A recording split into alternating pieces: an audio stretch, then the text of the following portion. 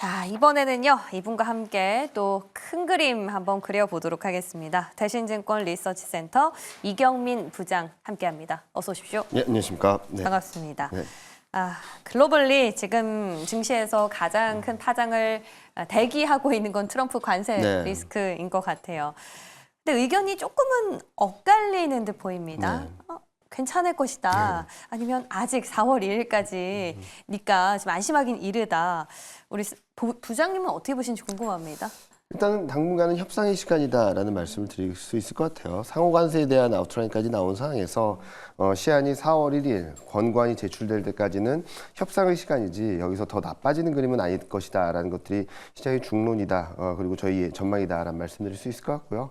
또 하나는 많은 분들이 4월 1일까지 권고안을 제출하게 되면 4월 2일부터 뭔가가 벌어질 것 같은 생각이 들긴 할 텐데 보통은 이런 권고안이 제출된 다음에는 의견 수렴 기간이 있습니다.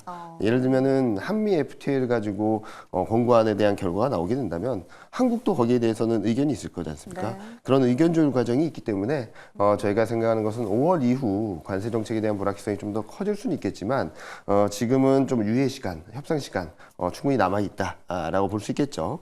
그리고 그동안 트럼프 대통령이 여러 가지 얘기했던 것들을 알아보게 된다면 네. 실질적으로 관세 부과된 것은 딱 하나입니다. 중국에 대한 10% 추가 관세 그거 하나밖에 없기 때문에 여러 정책들이 관세 관련된 이슈들이 굉장히 시장을 뜨겁게 시장을 많이 흔들어 놓긴 했지만 정작 실행된 건 하나다라는 것들 또한 충분히 협상할 수 있고 협상하게 된다면 관세는 유예될 수 있다라는 것들을 시장이 충분히 인지하고 있다고 생각하고 있습니다. 말씀해주신 것처럼 협상의 시간이라 그런지 뭐 달러도 잠잠하고요. 네. 국채금리도 안정세를 보이고 있고 증시도 글로벌리 잠잠합니다. 여기에서 이유를 찾을 수 있는 걸까요? 네, 그렇게 볼 수 있겠죠. 그러니까 트럼프 대통령이 관세 하고 있는데 관세 정책이 구체화될수록 협상 수단이 명확해지는 부분이다라고 생각할 수 있겠고요. 오히려 불확실성이 좁혀진다. 그렇죠. 그러니까 뭐든 그렇죠. 잘 모를 때가 제일 불안합니다. 그리고 초기 국면의 임팩트도 가장 강하고요. 그렇기 때문에 초기에는 굉장히 시장이 예민하게 반응을 했지만 결국에는 협상을 하니까 유예됐네? 라는 것들을 인지하기 시작했고 그리고 유예 시간, 협상 시간도 충분히 남아있다는 것들을 인지하면서 시장에서는 그렇게 걱정을 하기보다는 이제는 협상의 시간이구나. 지금 임팩트가 굉장히 컸다라고 한다면 이보다 더 나쁜 그림보다는 점차 협상을 통해서 관세 규모나 관세 국가나 이런 것들을 줄여나갈 수 있겠구나라는 것들을 시장이 반영을 하고 그로 인해서 안도할 수 있는 그런 분위기가 만들어졌다라고 생각하고 있습니다. 그러니까 그래도 우리가 지피지비 100점 100승이라고 혹시나 저스틴 케이스를 예상했을 때 관세를 부과하게 된다면 국내에서 타격이 예상되는 섹터는 어디로 보시는지 제일 궁금합니다. 뭐 일단 타격 안 받는 섹터가 없겠죠. 전체적으로요? 네, 전반적으로 수출 비중이 높은 뭐 자동차, 반도체, 2차전지 이런 쪽들은 타격이 있을 수밖에 없다라고 그래요? 생각하는데요. 네. 자, 그런데 여러분들이 생각해 보셔야 될 게 상호 관세나 보편 관세 같은 경우는 네. 전부 다 관세를 부과하는 거거든요. 네, 그렇게 되면은 이해득실이 없겠죠. 그렇죠. 이제 중요한 것은 이제 업종별, 산업별 어떤 관세가 부과되는지 여부인데 지금 자동차라든지 철강, 알루미늄 이런 쪽들에 대한 관세 부과는 미국 산업을 보호한다는 목적으로 할 가능성이 높긴 한데 지금 반도체나 조선이나 바이오 이런 쪽들은 어떻게 보면은 동맹국가, 그러니까 우방 국가의 협력이 필요한 산업이라고 볼 수 그렇죠. 있겠거든요.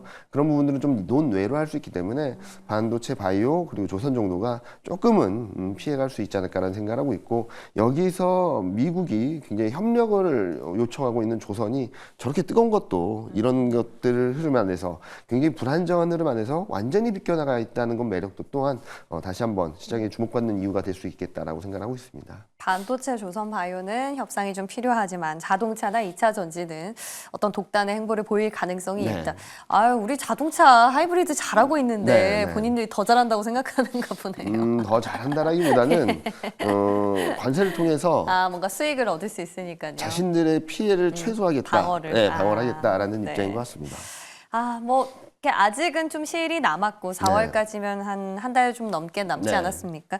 그럼에도 불구하고 투자자들이 증시에 발은 디디면서도 한편으로는 안전자산 쪽을 네네네. 또 보는 시선도 계속 해지일까요? 갖고 가는 것 같아요. 네. 금값이 최근까지 계속 고공행진하다가 이제 고점을 찍었더니 은으로 돌아갔고 네네. 이제는 비트코인도 약간 주춤한 것 같고요. 네. 이런 현상들 어떻게 보세요? 일단은 금 가격은 뭐 안전자산 선호 심리라기보다는 관세 부과 때문에 네. 지금 최근 급등을 한 영향이 있거든요. 관세 때문에 금이요? 네, 만약에 네.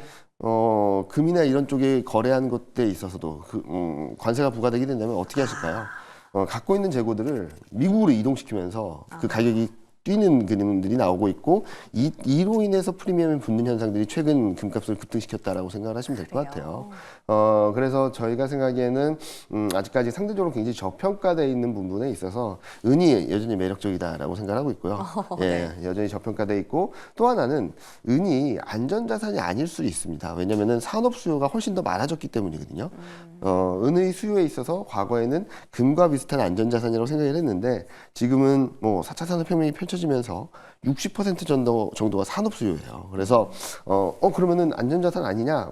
그렇지만 중국 경기 부양이 되고 중국 경기가 회복되는 그림들이 나타나게 된다면 은은 또 다른 측면에서의 수요가 좀 더 커질 수 있다라고 볼 수 있어서 지금은 금에 대한 매력도가 아직 남아 있다라고 생각할 수 있겠지만 금을 추격 매수하기보다는 은을 사시는 게 좀 더 매력적이지 않을까라는 생각을 하고 있습니다. 금과 은은 조금 다르게 접근을 하시는 네, 것 맞습니다. 같아요. 네. 은의 매력은 경기 회복에 대한 메리트가 붙을 수 네, 맞습니다. 있다라는 점에서 은에 대한 투자, 또 한 번 인사이트를 얻어갑니다. 또 그리고 트럼프 대통령이 요즘 계속해서 위협을 펼치고 있는 게 러시아 우크라이나 네. 전쟁에 대한 종식. 인 것 같습니다. 이게 종식 얘기가 불거질 때마다 우리나라는 재건주들이 움직임이 가장 두드러졌는데 실질적으로 어떤 영향이 국내에는 있는 건지 궁금해요. 좀 본질적인 것들? 본질적인 건 예. 아무것도 알 수 없죠. 아무것도 없나요? 네, 알 수 없다는 거죠. 알 수 없다. 재건 기대에 대한 기대 심리는 좀 막연하지 않나는 생각을 하고 있습니다. 그쵸. 첫 번째로는 예. 휴전 협정이 언제 될지. 아, 특히 이제 재건 수요가 폭발하고 움직이려면 대러시아 제재가 풀려야 될 텐데 그게 언제 될지 명확하지 않고요. 네. 또 하나는 지금 트럼프 대통령이 이 러시아 우크라이나 전쟁의 휴전을 주도하면서 유럽도 빠질 수 있다는 얘기를 하고 있거든요. 그러면은 누가 이거를 수혜를 받을까?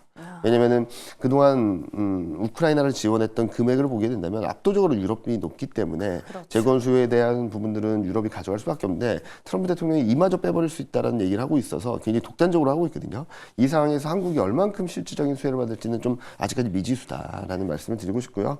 아직까지는 좀 막연한 기대에 불과한 상황이기 때문에 이로 인한 급등락은 있을 수 있겠지만 실질적인 이득을 기대하고 실질적인 기업 이익 개선을 기대하고 추세적인 상승을 보여주긴 좀 어렵겠지 않을까라는 생각을 하고 있습니다. 1차적으로는 전개되는 종전협정이 어떻게 돼가는지 이 안에서 한국의 비중, 한국의 이득이 있을지 그런 것들을 좀 더 꼼꼼히 따져보시는 게 좋지 않을까라는 예상을 하고 있습니다. 그러네요. 유럽도 있고 미국도 있고 이렇게 덩치가 큰 국가들이 있는데 우리나라는 조그맣게 네. 새우처럼 지금 어디에 좀 눈독을 들여야 될지 좀 계산이 필요한 상황인 듯 보입니다. 자, 글로벌리 이슈들 체크해 봤다면 이제 국내로 좀 들어가 볼게요. 이런 대내외 불확실성을 우리가 참 많이 언급을 했던 것 같아요. 네. 연초부터. 그럼에도 불구하고 어제 난 기사 보니까요. 거래 대금이 무려 30% 가까이 급증을 했습니다. 이로 인해서 국내 증시도 이제 되살아난 거다라는 분석들이 많던데 우리 부장님은 어떻게 보세요? 뭐 많은 전문가분들이나 많은 투자자분들이 전약 후강, 올해는 전약 후강이라고 했는데 전약 후강. 네, 그런데 저희는 전강 후약을 말씀드려 왔었거든요. 네. 왜 그러냐면 불확실성, 불안 심리가 이미 이렇게 팽배하다는 의미는 주가에 이미 선반영돼 있다라고 생각을 했었고 불안 심리가 진정되고 불확실성이 조금이라도 완화되는 그림이 나오게 된다면 상반기는 업사이드가 더 크지 다운사이드 리스크는 좀 제한적이다라는 말씀드려 왔습니다.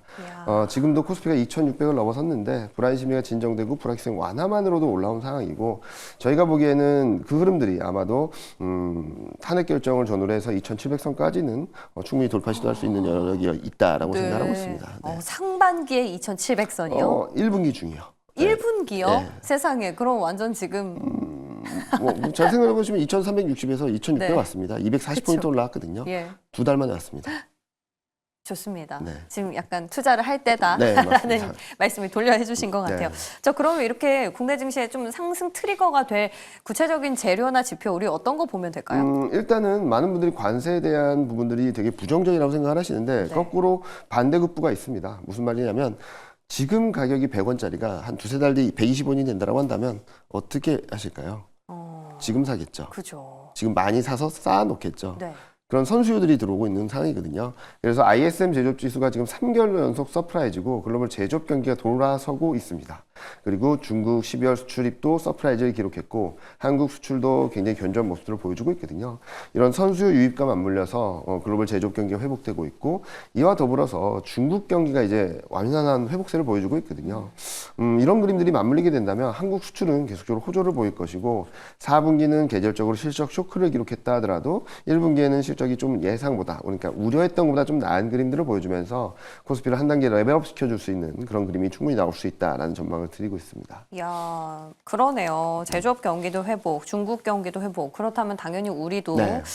잘 팔 수 있을 것 같은데 그럼 수급도 이쯤 안정이 되리라 보세요? 충분히 안정되고 있다고 생각하고 있거든요. 지금도요? 네, 작년 하반기부터 시장이 가장 불안해했던 것은 외국인 말고 매매 주체가 없다라는 거예요. 네. 그러니까 외국인이 사면 오르고 외국인이 팔면 떨어지는 패턴을 반복했는데 작년 11월부터 연기금이 굉장히 적극적으로 사고 있습니다. 지금 31거래일 연속 순매수를 하고 있는 상황일 정도로 일평균 1,000억 원 정도의 매수가 유지되고 있거든요. 이런 것들을 본다면 그동안에는 외국인 매매에 휘둘렸던 장세에서 연기금 순매수가 기조적으로 우상향하는 그림들을 만들어주고 외국인 선물이나 현물이 들어오게 되면 탄력적으로 반등을 하고 매도가 나온다 하더라도 일정 부분 조정받는 수준에 그치면서 방향성을 위쪽으로 만들어주고 있어서 수급 자체에 있어서도 연기금의 순매수가 기조적으로 이어지고 있다는 점들이 시장의 방향성을 단단하게 만들어주고 있다고 생각하고 있습니다. 야, 듣고 보니까 지금까지 흘러왔던 시장들의 퍼즐이 다 맞춰지는 것 같아요. 그럼 이제 앞으로 우리가 어떻게 흘러갈 건지를 구체적으로 봐야 될 것 같은데요. 당장 이번 주죠. 네. 뭐 이번 주는 이제 또 얼마 안 남았기 때문에 뭐 다음 주까지 정도 보더라도 네. 어떻게 흘러가리라 보세요? 뭐 일단 2620에서 2650선 전후에는 좀 저항대가 좀 있습니다. 네. 200일 이동평균선도 있고 밸류에이션적인 측면에서 좀 정상화의 목표치 1차 목표치거든요. 따라서 여기를 다이렉트로 뚫을 수 있을지는 조금은 고민이 필요하다라고 생각합니다. 단기 과열, 매물 소화 과정이 거칠 수 있다라고 보고 있는데 그렇다 하더라도 뭐 2,500을 깨는 그림이라기보다는 2,500선 후반대에서 바닥을 잡고 그 다음에 2,700선을 향하는 흐름들이 나올 수 있다고 보고 있거든요. 따라서 지금은 따라가는 전략보다는 조정시 매수 전략이 맞다라고 생각하고 있고요. 특히 상대적으로 좀 저평가되어 있는 순환매라고 하죠. 많이 네. 오른 것은 좀 쉬고 있는 것은 좀 오르는 그런 흐름들에 있어서 반도체, 자동차 2차 전지가 좀 유망하다라고 보고 있기 때문에 이번 등락 과정을 좀 비중 확대 기회로 삼아보시면 좋지 않을까.